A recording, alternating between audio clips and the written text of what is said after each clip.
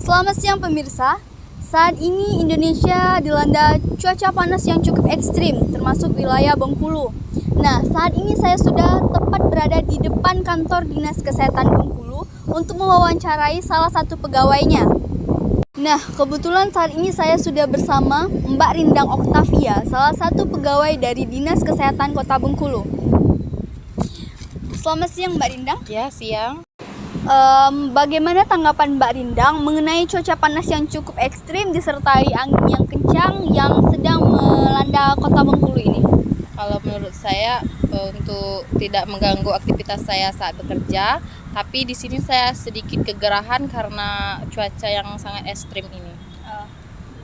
Menurut Mbak Rindang sendiri nih, dengan cuaca panas, angin kencang, apa memiliki efek atau mengganggu kesehatan bagi Mbak Rindang sendiri?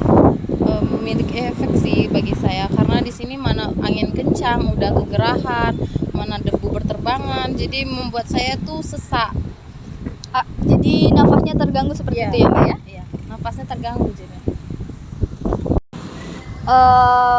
Dari Mbak Rindang sendiri nih, apa ada himbauan atau trik untuk pemirsa di rumah menghadapi cuaca yang cukup panas ini?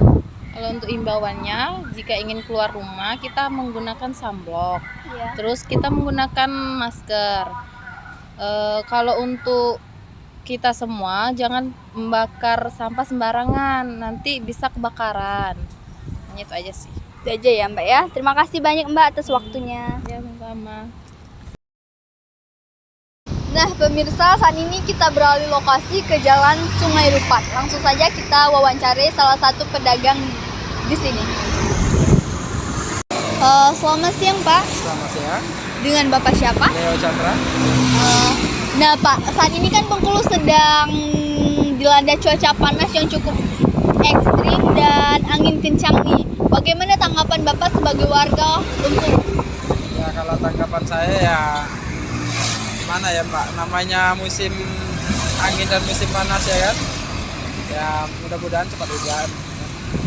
Kalau musim panas sama angin kencang gini ganggu aktivitas Bapak berjualan tidak? Sebenarnya mengganggu Mbak, tapi ya mau gimana lagi ya, namanya rutinitas kita seperti ini kan, nggak bisa dipungkiri. Ada nggak nih himbauan Bapak untuk warga atau pemirsa di rumah tentang panas yang cukup terik seperti ini? Kalau himbauan saya sih supaya harus berhati-hati ya, namanya angin kenceng kan takutnya pohon tumbang atau gimana ya kan. Yang intinya kalau bisa di rumah aja untuk sementara. Baik, terima kasih Bapak atas waktunya. Ya, sama-sama. Baiklah pemirsa, itulah laporan dari saya Kesti Permatasari, pamit undur diri dan sampai jumpa lagi.